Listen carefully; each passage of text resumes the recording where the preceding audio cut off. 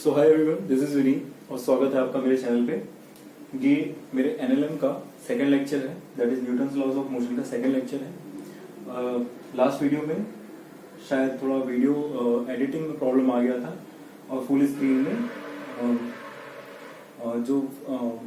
जो मेरा main video था वो फुल स्क्रीन नहीं हो पा रहा था। ठीक है, जिस ऐप से मैंने उसको एडिट किया था उसका अपना वो आ गया था, वाटरमार्क आ गया था। इस वीडियो में मैं कोशिश करूंगा ऐसा ना हो और मैंने नॉइज भी कम से कम रखने की प्रयास किया है। और लेकिन फिर भी मेरा रूम हाईवे के बाजू में है और मैं जहाँ पे रहता हूँ वहाँ पे और भी लोग रहते हैं, तो आई होप आप उनकी नॉइजेस को अवॉइड करेंगे, उनको इग्नोर करेंगे।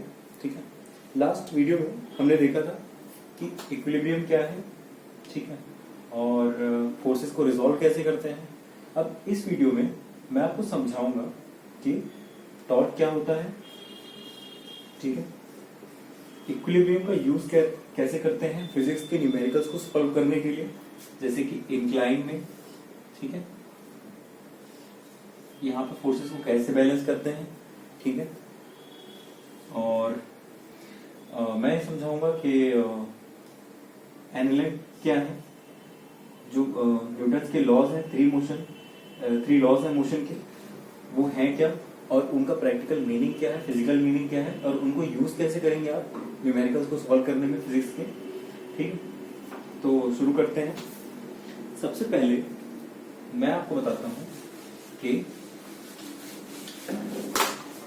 फोर्सेस को रिजॉल्व कैसे करते हैं एक इंक्लाइन एक एग्जांपल से हम समझेंगे। यहां पे एक incline that is a surface at an angle theta with the horizontal। यहां पे एक बॉडी रखी है लेट से, ठीक है, जिसका वेट है 10 न्यूटन। मुझे बताना है कि इस वेट का इस इंक्लाइन के परपेंडिकुलरली कितना कंपोनेंट आएगा और हॉरिजॉन्टली कितना कंपोनेंट आएगा। ठीक है, अब देखिए दोस्तों, ये वाला एंगल 90 होगा ऑफ कोर्स, ठीक है, और ये वाला एंगल होगा 90 माइनस थीटा। ये 90 माइनस थीटा कैसे होगा, देखिए,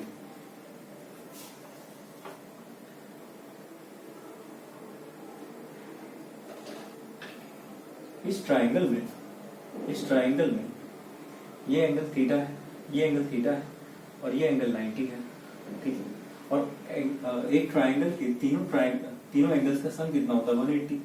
ठीक है, तो इन तीनों एंगल्स का सम होगा 180 माइनस उसमें से ये वाला एंगल माइनस कर दूंगा, माइनस ये वाला कर दूंगा, तो कितना आ जाएगा 90 माइनस थीटा। तो ये एंगल आ जाएगा 90 माइनस थीटा। अब ये एंगल पूरा कितना है 90, ऑफ कोर्स 90, और 90 माइनस थीटा कितना आ जाएगा थीटा। आई होप इतना तो सबको क्लियर हो चुका होगा। ठीक है, ये एंगल होगा थीटा। तो इस वेट का लेट से अभी मैं 10 न्यूटन के वेट को W से डेमोन्स्ट्रेट कर रहा हूं। ठीक, इस वेट का इसकी परपेंडिकुलर यानी कि इस इंक्लाइन के परपेंडिकुलरली जो कंपोनेंट निकल के आएगा वो क्या होगा, इस वेट की छाया यहां पे, और वो कितना होगा W cos ऑफ ये वाला angle, that is W cos of theta, और ये क्या होगा W cos ऑफ ये वाला एंगल, यानी कि W cos of 90 minus theta equals to W sin theta.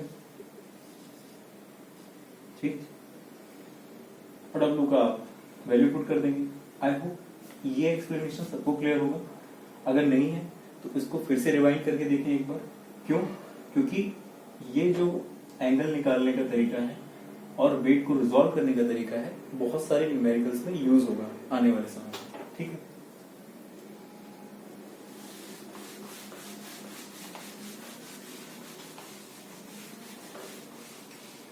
अगर आपको फोर्सेस को कैसे रिजॉल्व करते हैं, वेक्टर को कैसे रिजॉल्व करते हैं ये समझ में नहीं आया है तो आप मेरा पहले वाला वीडियो देखिए जाके, मैकेनिक्स का फर्स्ट वीडियो, उस पर मैंने बहुत अच्छे से समझाया है। ठीक,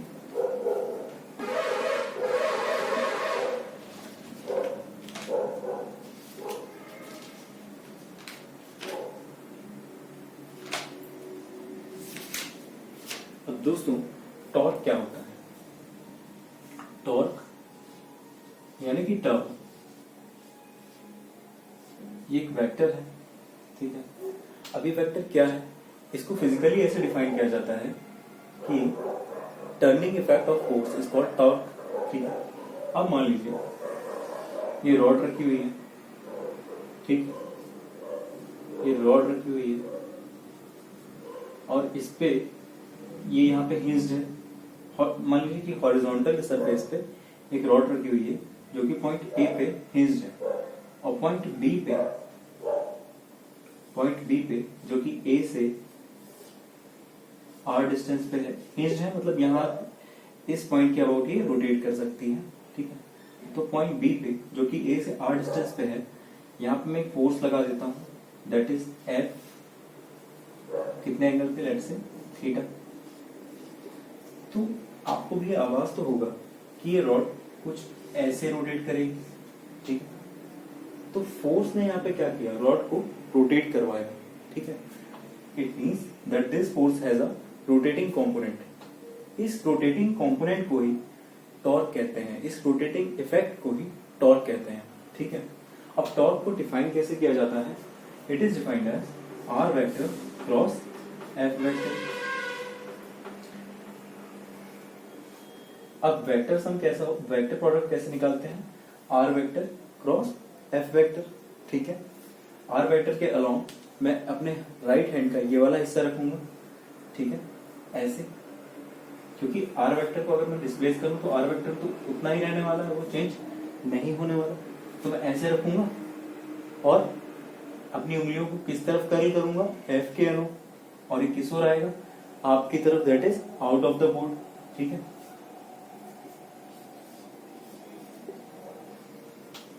अगर आपको वेक्टर प्रोडक्ट में कोई कंफ्यूजन है तो मैं उसको समझा देता हूं।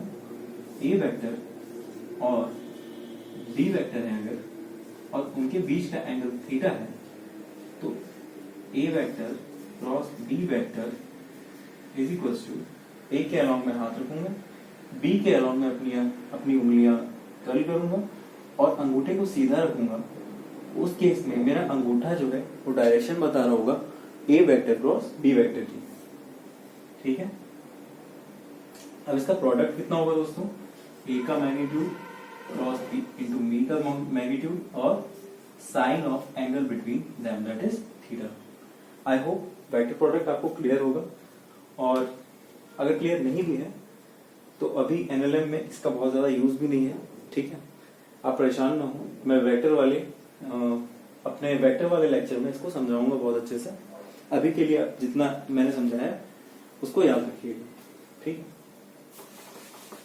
अब दोस्तों आपको ये तो समझ में आया होगा कि ये वाले फोर्स का जो टर्निंग इफेक्ट है वो क्लॉकवाइज है, सॉरी काउंटर क्लॉकवाइज है, यानी कि क्लॉक के उल्टे डायरेक्शन में है। क्लॉक के उल्टे डायरेक्शन को काउंटर क्लॉकवाइज कहते हैं, जो कि CCW शॉर्ट फॉर्म में होता है, ठीक है।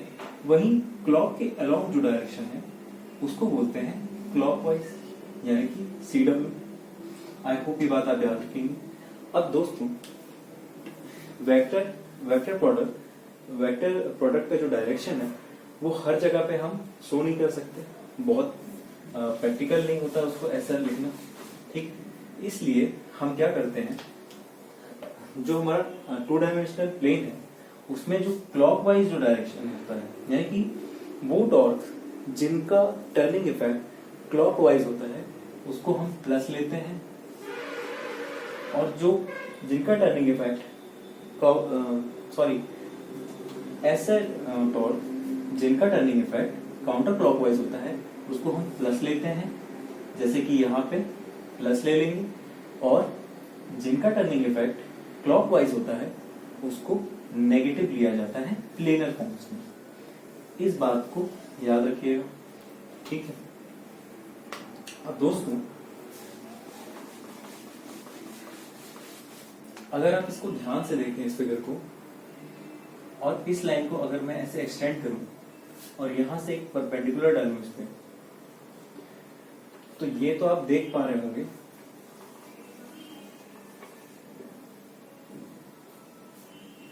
कि ये एंगल कितना होगा, ऑब्वियसली थीटा, क्योंकि ये अपोजिट एंगल्स हैं, ठीक है। और ये डिस्टेंस कितना दे रखा है, r।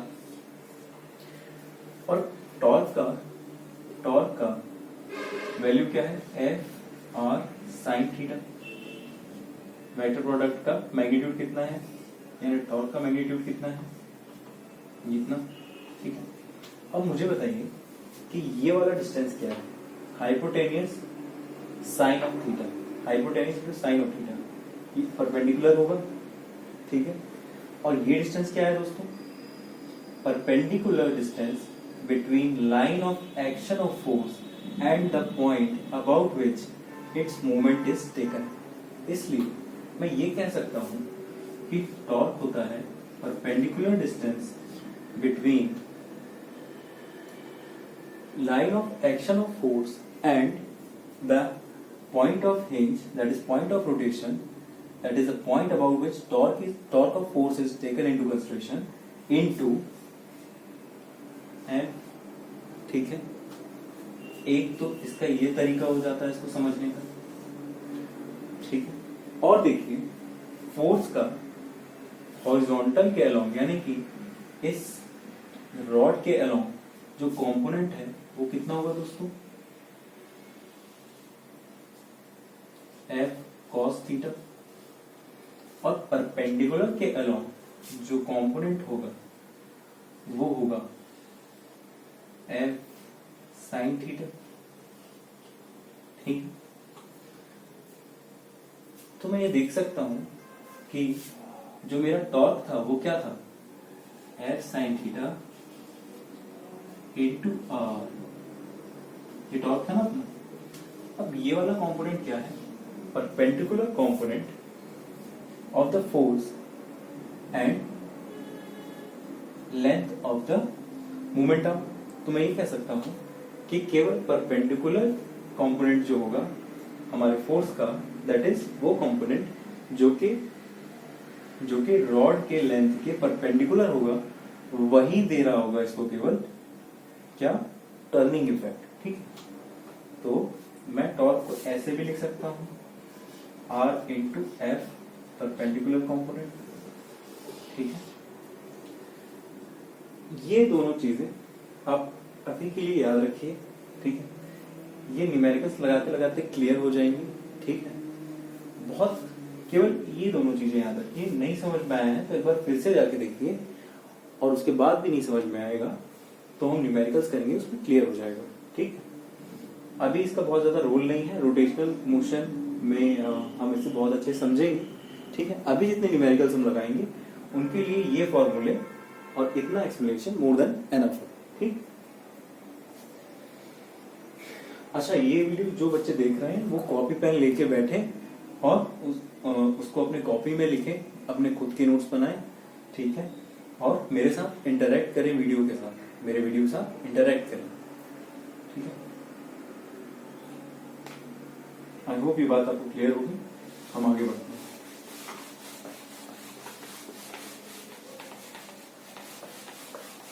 अब हम करेंगे एक छोटा सा सवाल।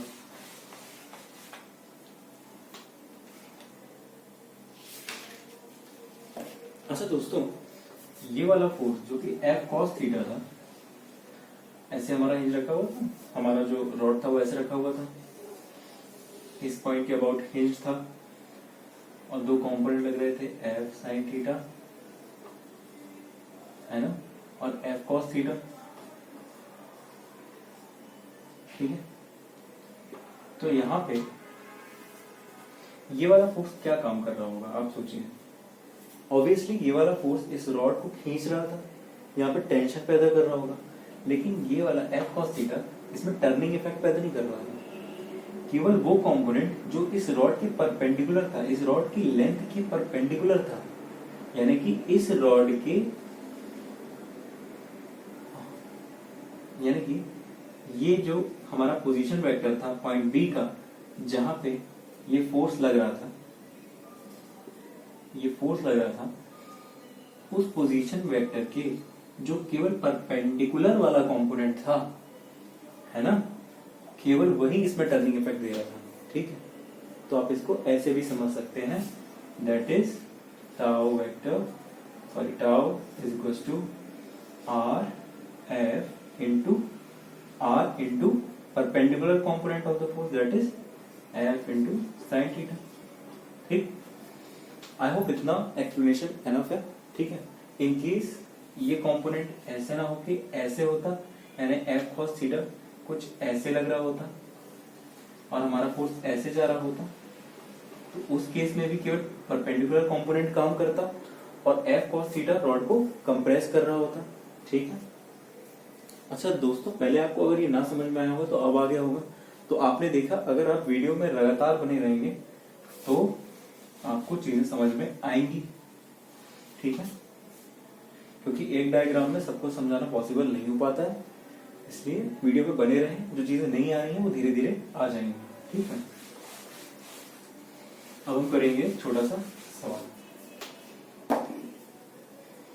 दोस्तों याद रखिएगा, काउंटर क्लॉकवाइज जो डायरेक्शन में टर्निंग इफेक्ट देते हैं उन टॉर्क्स को हम प्लस में ले लेते हैं, उनको पॉजिटिव ले लेते हैं, और जो क्लॉकवाइज टर्निंग इफेक्ट देते हैं यानी कि ऐसे मुड़ते हैं क्लॉक की डायरेक्शन में, तो उनको हम ले लेते हैं नेगेटिव। ठीक,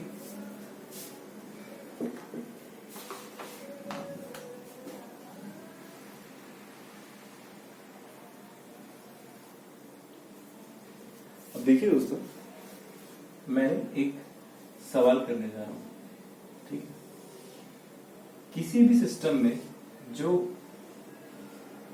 नेट टॉर्क होगा ना, नेट टॉर्क, वैसे तो वो वेक्टर सम होना चाहिए, vector sum of all the forces, है ना, tau one vector plus sorry vector sum of all the torques that is tau one vector plus tau two vector, ऐसे करके।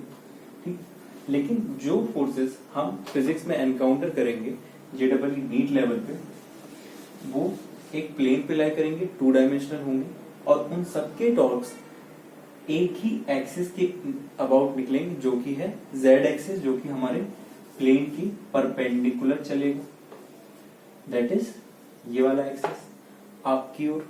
ठीक है, ये वाली लाइन के अलोंग ही आएगा। ठीक है, तो किसी भी टॉर्क को, जो हमारा सिलेबस है जेडब्ल्यू नीट का सिलेबस है, उसको मैं काउंटर क्लॉकवाइज या फिर क्लॉकवाइज में डिवाइड कर सकता हूं। ठीक है, अब देखिए दोस्तों, ये एक रॉड है, ठीक है, जो कि पॉइंट ए के अबाउट हिंज्ड है। ठीक है, इसका वेट आप इग्नोर कर दीजिए, मान लीजिए इसके हॉरिजॉन्टल सरफेस पे रखा हुआ है। ठीक, तो उस केस पे दोस्तों ए डिस्टेंस पे एफ फोर्स लग रहा है नीचे की ओर, सॉरी इस ओर, और 2a डिस्टेंस पे लग रहा है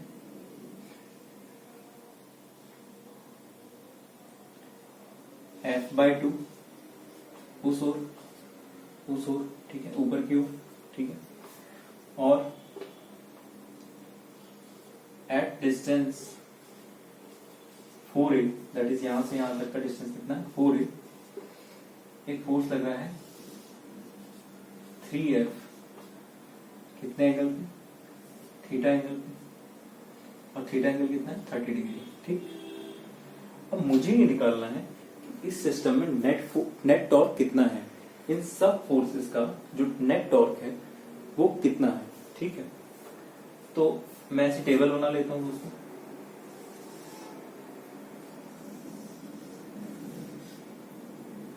यहां पे लिखूंगा मैं फोर्स, यहां पे निकालूंगा मैं टॉर्क। ठीक है,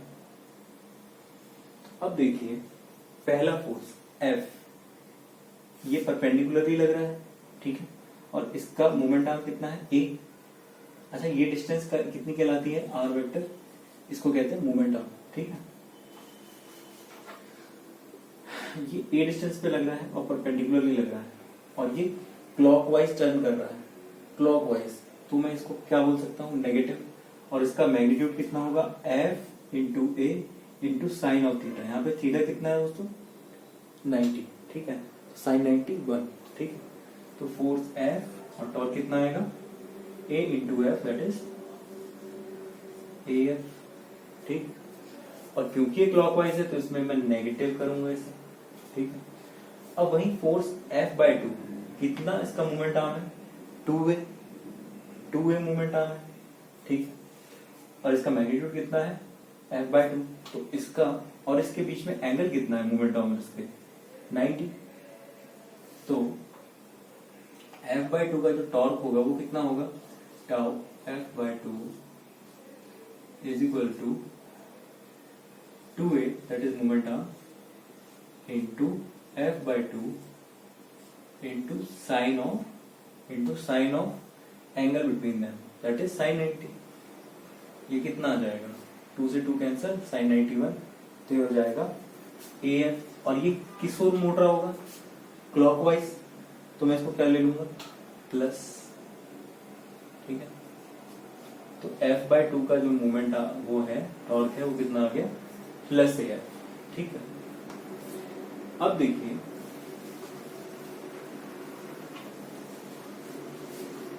इस केस में, यानी कि 3F के केस में, ये हॉरिजॉन्टल कंपोनेंट कितना है, 3F cos of 30, 3F cos of 30, ठीक है। और वर्टिकल कंपोनेंट कितना है, 3F cos ऑफ ये वाला एंगल, 3F cos ऑफ 60, या फिर 3F sin of 30।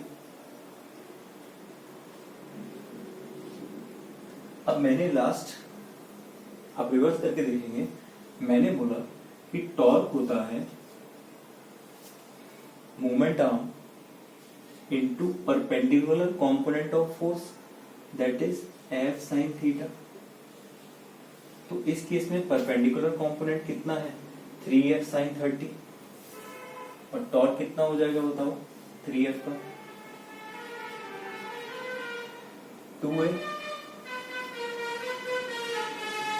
Sorry 4a, यहां से यहां तक का डिस्टेंस 4a, ये देखिए, ठीक, 4a इंटू परपेंडिकुलर कंपोनेंट कितना है, 3F sin 30, 3F sin of 30, ठीक। तो ये कितना आ जाएगा, 4a into 3 into F into 1/2 that is 6F, sorry यहां से 2 गया, 2 टाइम 6AF। अब इसमें टोटल अगर मैं कर दूं तो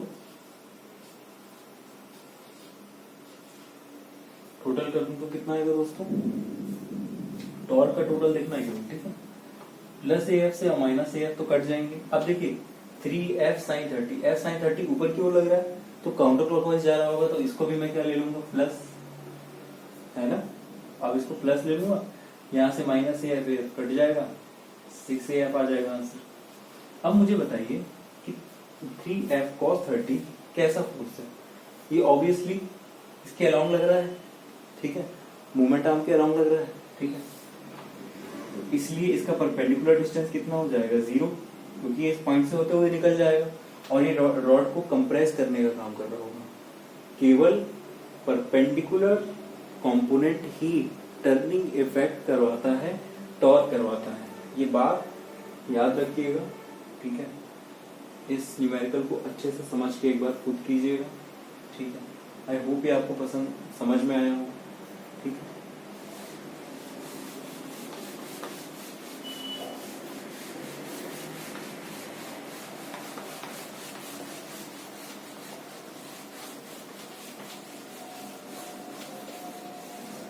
अभी अगर आपको टॉर्क समझ में नहीं आ रहा है तो बहुत ज्यादा परेशान ना हो, अभी बहुत ज्यादा एप्लीकेशन भी नहीं है एनालिटिक के केस में, और मैकेनिक्स पढ़ते पढ़ते जब रोटेशनल मोशन आएगा तो बहुत सारी चीजें एकदम क्लियर हो जाएंगी।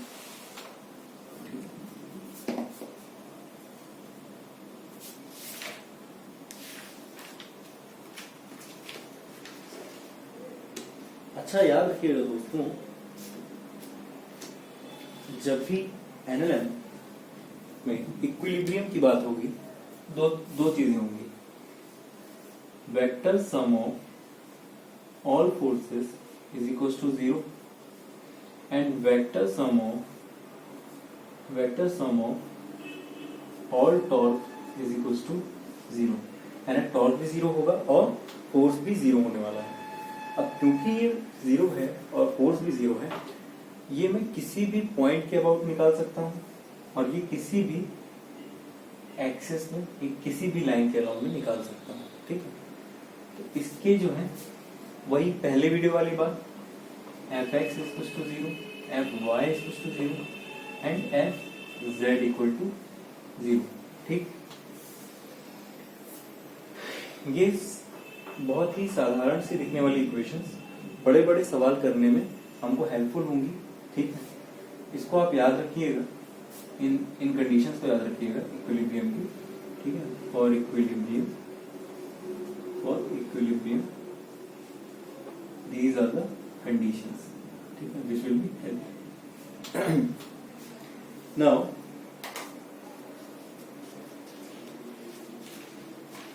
एक करते हैं सवाल। ठीक,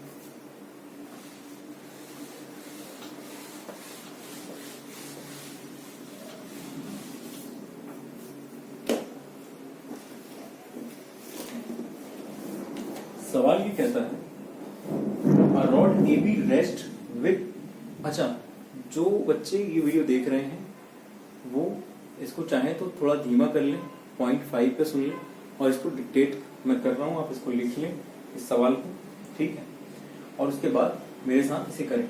ठीक है, a rod A B rest with end A on a rough horizontal ground and the end B against a smooth vertical wall. The rod is uniform and of weight W. If the rod is in equilibrium in the position as shown in the figure, find frictional force at A. Second point, normal reaction at A and normal reaction at B. ठीक है, मुझे ये बोला गया है ये एक rod है जिसका कि वेट कितना है W, ये L लेंथ की है, और एक ये सरफेस पे रखी हुई है जहां पे फ्रिक्शन एग्जिस्ट करता है। ठीक है, friction exist, there is a friction coefficient. ठीक, और ये वॉल के अगेंस्ट रखी हुई है। ठीक है, मुझे ये बताना है और यहाँ पे दिया गया है कि ये वाला जो सरफेस है और ये वाली जो रॉड है इसके बीच फ्रिक्शन क्या है, 0 है। ठीक है, यहाँ पे फ्रिक्शन नहीं है। अब देखिए दोस्तों, मुझे ये निकालना है फ्रिक्शन एट ए पॉइंट। ठीक, सेकंड पॉइंट क्या है, normal reaction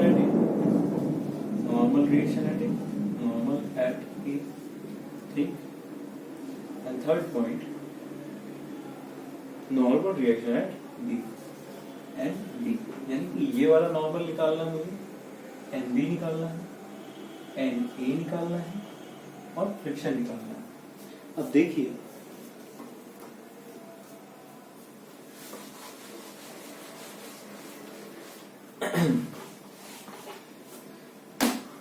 ये जो रॉड है ये सरफेस तो स्मूथ है, ये किस साइड खिसलना चाहती होगी, इस साइड खिसलने वाली होगी। ठीक है, तो फ्रिक्शन क्या करेगा, रिलेटिव मोशन जो होने वाला होगा उसके अपोजिट डायरेक्शन में लगेगा, यानी कि इस डायरेक्शन में लगेगा। ठीक, अब नॉर्मल डायरेक्शन तो परपेंडिकुलरली ही लगेगा कॉन्टेक्ट सरफेस की। ठीक है, इस पॉइंट पे ऐसा लगेगा नॉर्मल रिएक्शन ऊपर की। ठीक, और यहाँ पे नॉर्मल रिएक्शन लगेगा यहाँ इस साइड। ठीक, और मेरे पास है क्या, मेरे पास गिवन क्या है, W, that is weight of the rod. ठीक है, अब देखिए दोस्तों, ये एंगल दिया हुआ है कितना, 30 डिग्री। ये एंगल कितना है, 30 डिग्री। और फ्रिक्शन उनका टेंटेटिव रिलेटिव मोशन अपोज करने के लिए लेफ्ट साइड में लग रहा होगा, ठीक। और ये लेंथ कितनी है, L, ठीक है।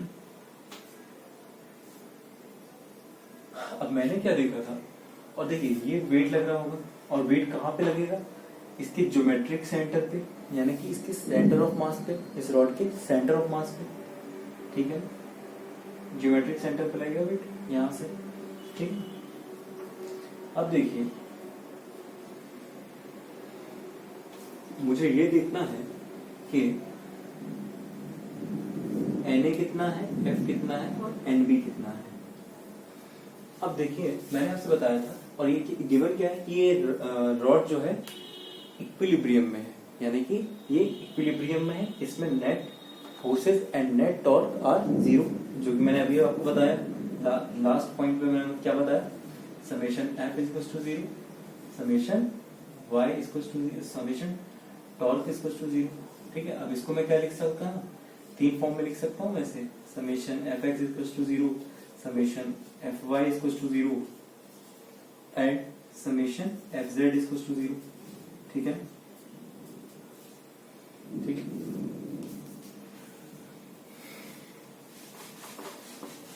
ठीक, तो इस केस में देखिए, क्योंकि ये रॉड रेस्ट में है, इस पे लगने वाले फोर्सेस कितने होंगे, इनमें लगने वाले फोर्सेस का नेट सम क्या होगा, जीरो, क्योंकि ये रॉड किस में है, इक्विलिब्रियम में, नॉट रेस्ट एट इक्विलिब्रियम, ठीक।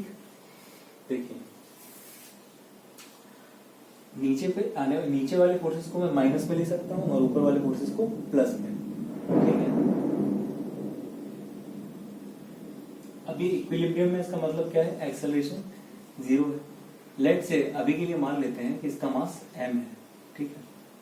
तो वर्टिकल डायरेक्शन में अगर मैं फोर्सेस को सम करूं तो इसमें वर्टिकल फोर्सेस कौन से हैं, Na ऊपर की ओर लग रहा है और वेट नीचे की ओर लग रहा है, तो Na प्लस Na मतलब ऊपर की ओर लग रहा है तो plus, minus of W is equals to mass of the rod and is acceleration about y axis, ठीक है।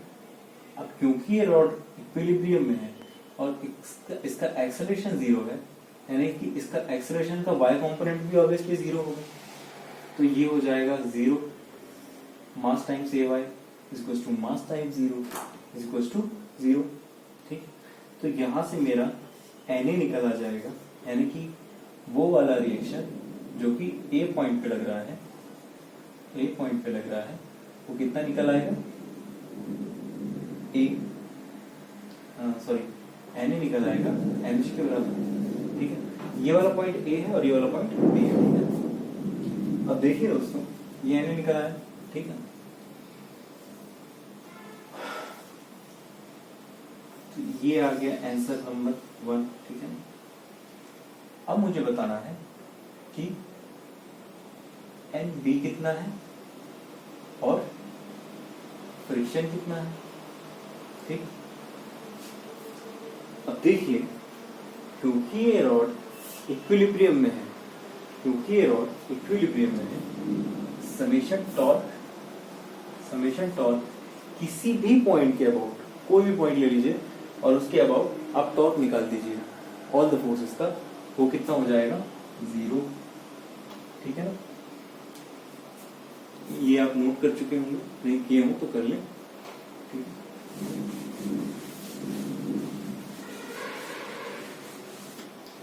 ठीक है, अब मैं पॉइंट ए के अबाउट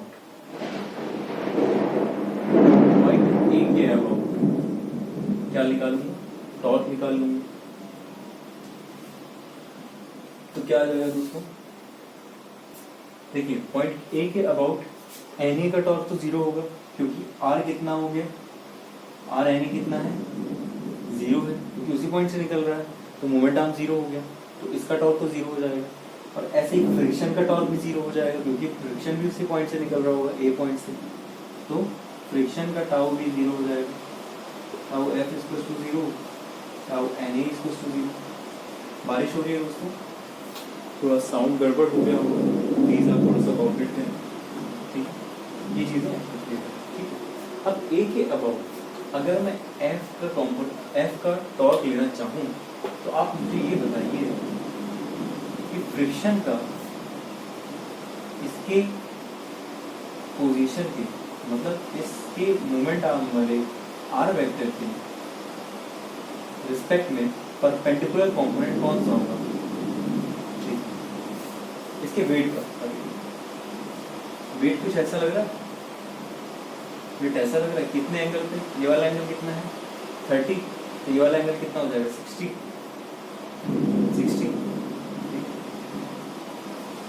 और ये डिस्टेंस कितना होगा L/2, यहाँ पे लग रहा है ना वेट इसके आधे 20 से, तो ये L/2, ठीक है। तो इसका ये पॉइंट ए, तो इस फ्रिक्शन का सॉरी इस वेट का परपेंडिकुलर कंपोनेंट कितना है W sin of 60, that is W sin 60, ठीक है। और इसका जो टॉर्क है वो कितना आ जाएगा दोस्तों, मोमेंट आर्म कितनी आ रही है इसकी यहाँ से यहाँ तक की L/2 या इसका से डाउ W स्क्वायर, ठीक है।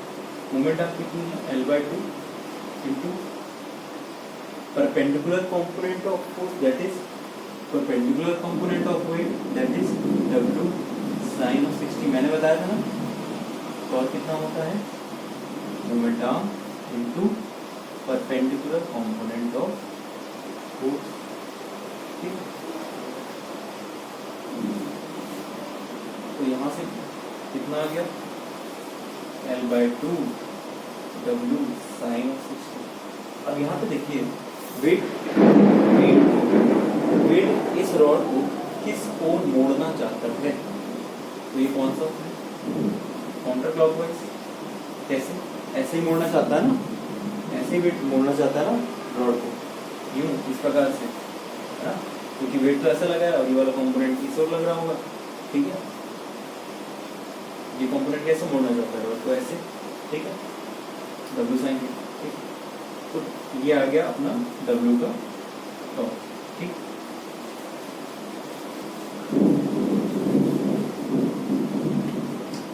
और NB किस ओर मोड़ रहा होगा, देखो ये A पॉइंट है, L डिस्टेंस है, ये L डिस्टेंस है, और वो बहुत छोटा है, ये पॉइंट A है, ये पॉइंट B है, यहाँ पे NB ऐसा लग रहा है, मुझे जल्दी से बता दीजिए ये एंगल 30 था, तो ये कितना आ जाएगा यहाँ पे 30 था, तो ये एंगल कितना आ जाएगा 30, और ये डिस्टेंस कितनी होगी A से B की distance, that is length of the rod, that is L, ठीक। तो इसका परपेंडिकुलर कंपोनेंट कितना है रॉड से, मेरे R से कितना कंपोनेंट परपेंडिकुलर है NB into sine of 30, NB sine of 30, ठीक है। और उसके अलॉन्ग वाले कंपोनेंट्स में तो लेना देना नहीं, क्योंकि वो तो कंप्रेस कर रहा होगा ऐसे, ठीक है। तो मैं लिख सकता हूँ कि tau of NB is equals to L into NB into sine of 30 feet, ठीक है ना। अब देखिए दोस्तों NB किस ओर मोड़ रहा है, लाइट चली गई है दोस्तों। सो फाइनली मेरे पास अब चांस है दोबारा वीडियो को स्टार्ट करने का। तो हमने कहाँ तक देखा था कि NB का यानी कि B पॉइंट की जो नॉर्मल रिएक्शन का टॉर्क आया था वो कितना था LNB sin थीटा, यानी कि L times moment arms times perpendicular component of NB, ठीक। अच्छा ये वाला कंपोनेंट क्या कर रहा होगा, कंप्रेस कर रहा होगा इस रॉड को, ठीक। और वो टॉर्क प्रोवाइड नहीं करेगा, इसलिए मैं देख सकता हूं टाउ NB आ गया इतना, ठीक है, और टाउ W आ गया इतना, ठीक है, टाउ डब्ल्यू आ गया इतना। और मैं कहाँ पे किसके अबाउट टॉर्क निकाल रहा हूँ, ए के अबाउट, तो एन ए नहीं है, एन ए का कोई टॉर्क नहीं है और एफ का कोई टॉर्क नहीं, ठीक है। तो इन दोनों टॉर्क मैंने निकाल लिया। अब देखिए दोस्तों, एन बी किस साइड मोड़ रहा है रॉड को, काउंटर क्लॉकवाइज, सॉरी क्लॉकवाइज, ठीक है। उस ओर मोड़ने की प्रयास कर रहा होगा, ये देखिए एन साइन थीटा ऐसे मोड़ने का प्रयास कर रहा है उसे, ठीक है। तो ये प्लस है और डब्ल्यू किस ओर मोड़ने का प्रयास कर रहा है, डब्ल्यू का साइन थीटा, ठीक है। किस ओर मोड़ना चाहता था डब्ल्यू, इस ओर, ऐसे, है ना, सॉरी एन बी मोड़ना चाहता है क्लॉकवाइज, दैट इज उस डायरेक्शन में, ये देखिए N B sine theta clockwise, और डब्ल्यू किस ओर मोड़ रहा था काउंटर क्लॉकवाइज, तो वो प्लस था, और एन बी का जो टॉर्क आएगा वो नेगेटिव होगा क्योंकि वो क्लॉकवाइज मोड़ना चाहेगा, तो मैं इसको ये लिख सकता हूँ, ठीक है। अब देखिए मैंने बोला कि जब भी कोई बॉडी इक्विलिब्रियम में होगी, summation of all forces equal to 0 and summation of all torque is also 0, ठीक है। दैट इज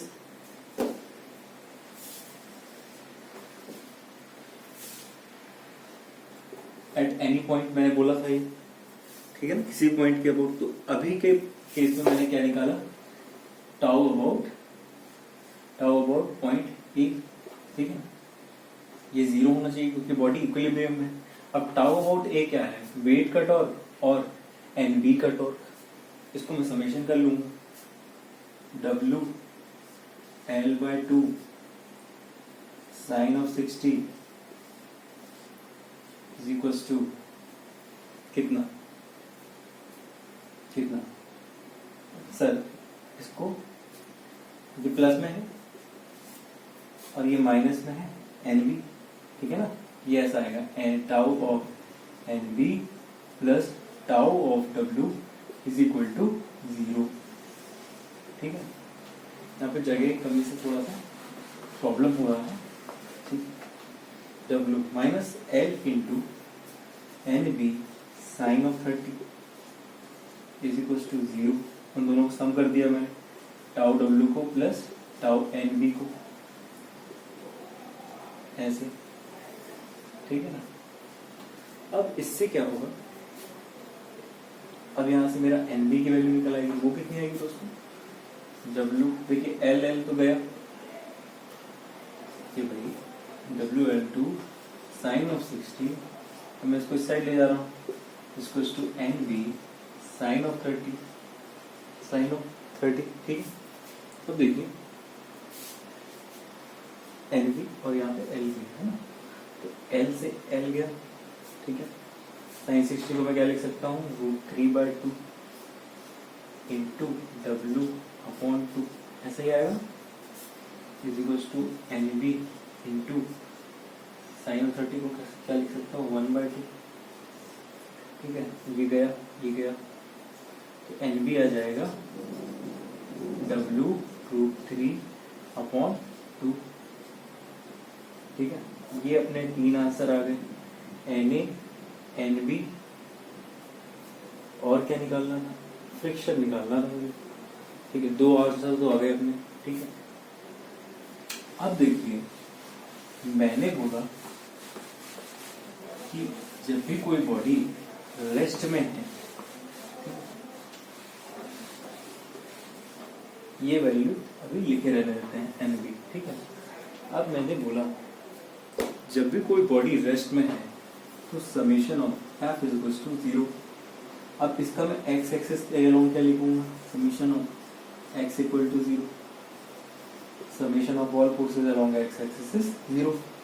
यहाँ पे अगर मैं हॉरिजॉन्टल के अलोंग एक्स एक्सिस लूँ तो यहाँ पे फोर्स कौन सा है, प्लस एन बी जो इस ओर लग रहा है, और माइनस एफ जो इस ओर लग रहा है, इज इक्वल टू 0। क्यों, क्योंकि एक्सेलरेशन क्या है, 0 है, ठीक है। तो मैं ये लिख सकता हूँ कि F is equal to N B है, क्योंकि देखिए हॉरिजॉन्टल कंपोनेंट तो और कोई था नहीं, केवल F था और एन बी था। ऑब्वियसली एक दूसरे को काउंटर बैलेंस कर रहे होंगे, एक दूसरे को कैंसिल आउट कर रहे होंगे, तो इसका वैल्यू कितना आ रहा है, 0 इनके समेशन का। इसलिए NV equals to F is equal to W√3/2। ठीक है। अगर कहीं पे आपको समझ में नहीं आया है तो उस पॉइंट को आप लिख लीजिए और मुझे मेरे टेलीग्राम चैनल पे बता दीजिए कि इस पॉइंट में समझ में नहीं आया है। ठीक, आई होप ये सब आपको समझ में आ रहा होगा। ठीक है, अभी क्लास ऑलरेडी बहुत लंबी हो चुकी है, ये वाला लेक्चर, इसलिए जो लॉज ऑफ मोशन है वो मैं आपको अगले लेक्चर में समझाऊंगा कि उनका सेंटेंस क्या है। हालांकि बहुत कुछ हम यूज़ कर भी चुके हैं अभी तक इन लेक्चर्स के थ्रू। ठीक है, और आगे करेंगे भी। ठीक है, वो केवल मैं आपको समझाऊंगा उसका फिजिकल मीनिंग क्या होता है उन लॉज का, और उसको कैसे अप्लाई करेंगे हम न्यूमेरिकल्स में। न्यूमेरिकल करके हम देखेंगे कैसे अप्लाई किया जाता है। ठीक है। अच्छा दोस्तों, एक पॉइंट यहाँ पे गौर करने वाला है। ये जो हमारा इक्वेशन था ना कि इक्विलिब्रियम में summation F equals to 0 and summation F tau equals to 0, इससे हमने सवाल हल किए। ठीक है, इसका मतलब ये है कि फिजिक्स की दुनिया में आपको छोटे छोटे कॉन्सेप्ट्स याद रखने हैं, उसको अप्लाई कर करके हम बहुत से बड़े बड़े सवाल कर पाते हैं। ठीक है, अब टेलीग्राम चैनल का लिंक मैं आपको वीडियो में दे दूंगा, वीडियो के डिस्क्रिप्शन बॉक्स में दे दूंगा। ठीक है, उसको आप प्लीज़ ज्वाइन कीजिए अगर आप JEE के लिए प्रिपेयर कर रहे हैं, या फिर आप मैकेनिकल इंजीनियर हैं या फिर सिविल इंजीनियर हैं, क्योंकि मैकेनिक्स अगर आपसे आएगा तो बहुत सारी चीज़ें आएंगी। थर्मो आएगा, FM आएगा, सोम आएगा, ठीक है, टोम आएगा। ठीक है, मैकेनिक्स बहुत स्ट्रॉन्ग कर लीजिए। ठीक है, उसके बाद हम मैकेनिकल इंजीनियरिंग के चैनल पे जाएंगे। ठीक है, आई होप आपको ये वीडियो पसंद आया होगा। Thanks for watching.